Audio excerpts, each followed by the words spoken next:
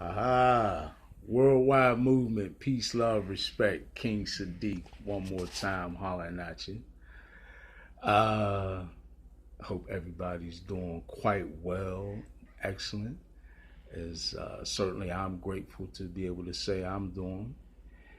Um, Wanted to get into a real, I think, helpful, powerful video, um, and something that um, I really have needed to release, right? That hopefully can be helpful to quite a few folks.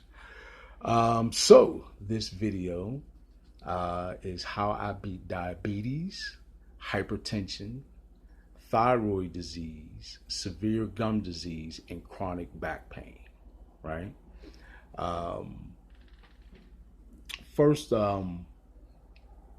let's go into sort of an overview of understanding um, how much folks really are affected, or how many people, in fact, in this nation, the United States of America, I even say that with a bit of trepidation, right? And figures in terms of folks on a worldwide basis, right? So to start with diabetes, we're looking at about 37 million cases of diabetes in the United States alone. And on top of that, around 8 million um, are undiagnosed, right? So these folks are um, medically, in the quote unquote medical community, considered not to be um, receiving any treatment. Now, we don't know per se whether or not these folks are pursuing some holistic means of treatment. So that's just something to consider with that figure. If we expand that out worldwide, in terms of cases of diabetes, that number rises to over 463 million in 2018, right? Um, there are approximately 20 million Americans suffering from some form of thyroid disease, and far more if we expand that figure globally, right? Uh, Approximately 75 million Americans have hypertension or high blood pressure, and that worldwide figure is close to right around a billion folks suffering from that, right? Um, Around 65 million Americans suffer from periodontal disease or severe gum disease, and worldwide that figure is over 700 million people, right? That we know of. And there are well over 50 million Americans that have complained of chronic back pain, right? As of 2016, and possibly as much as 2 billion people worldwide.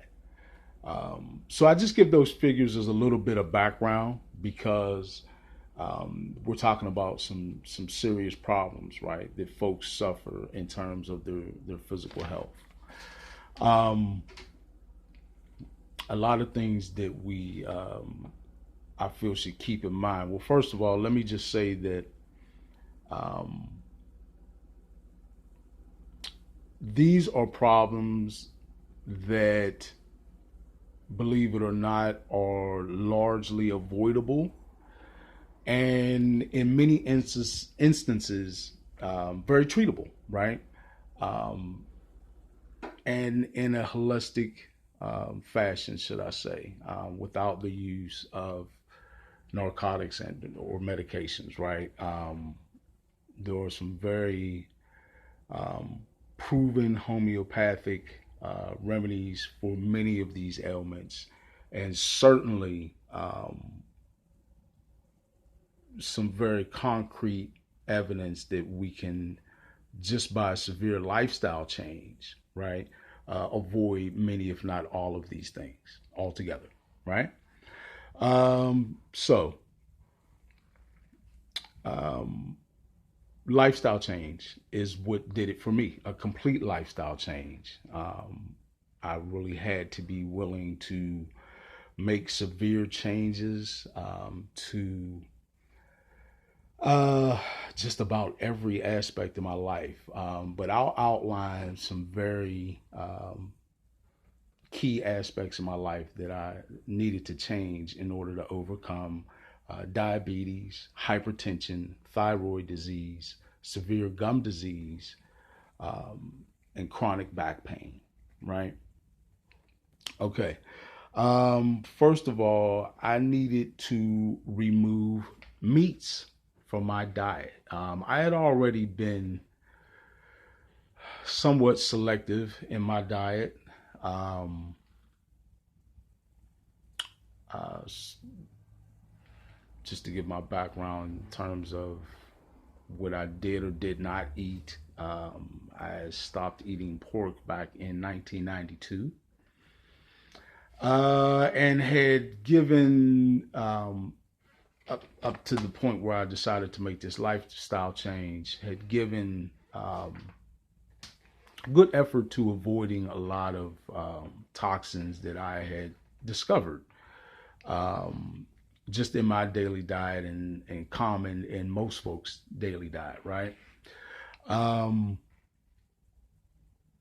but with meat, I needed to make that change very incrementally because I knew this was not going to be just like a fad diet for me or something that was temporary, but that I needed this to be a permanent lifestyle change, right? So I didn't want to sort of go, for lack of a better phrase, cold turkey, right? I wanted to incrementally wean myself off of a diet that was heavy in meats, right? Because even though I didn't eat pork, ate a lot of beef, chicken, turkey, fish, and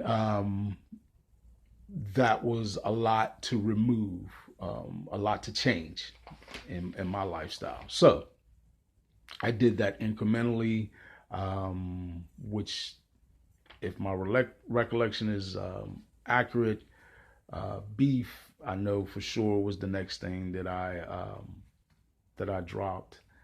Then chicken, if I recall correctly, yes, and then turkey, and then for a little while there, I was eating nothing but fish and considered just um, maybe even having a diet that considered of occasional fish. But I later decided that that was something I needed to change and get out of my diet as well, right? Um, and there are other reasons why I wanted to get meat out of my diet, um, besides health wise. But I'll get into that a little bit more later quickly. So, other aspects of my lifestyle change, um, as far as my drink, of course, water. I've always been someone who's drunk a lot of water, right? Um, I try to drink the best or healthiest water I can get my hands on, usually spring water. Certainly prefer a water with a very high pH balance. That's very important. That's about the healthiest water you can get, right? But also teas.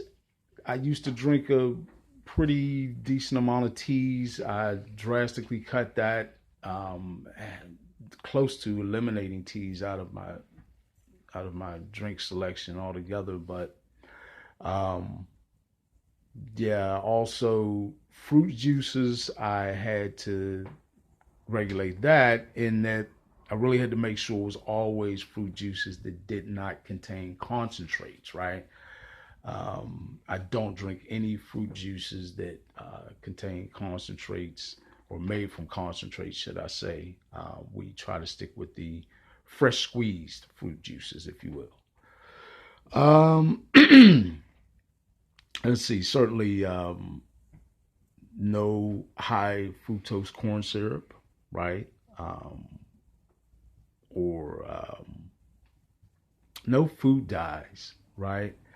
Which this is something I was sort of already rather aware of, but no food dyes like Bread 40 or Yellow 5 or whatever.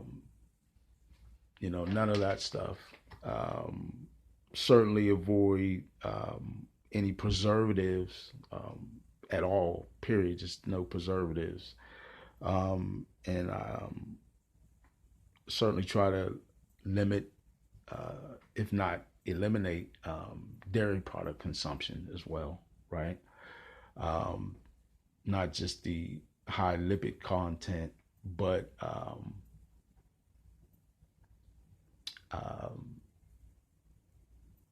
there are other reasons to avoid dairy in terms of um, spiritual or should I say energetic uh, karma that's there, and certainly the processing of animals in the dairy setting is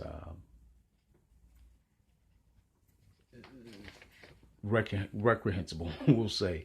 Um, but that goes with any animals for that matter. So again, that's in the other reasons why I would not would eat or consume those products. But yeah, so we avoid that, and certainly avoiding foods that are high in sugars or salts. Right, most foods that we eat already have naturally in them sufficient amounts of sugars and salts. When we add additional sugars and salts, that's certainly not ideal. Sometimes you will, or a recipe may call for it, and in some instances, it's not incredibly harmful if limited, right? Um, but certainly repetitive consumption we want.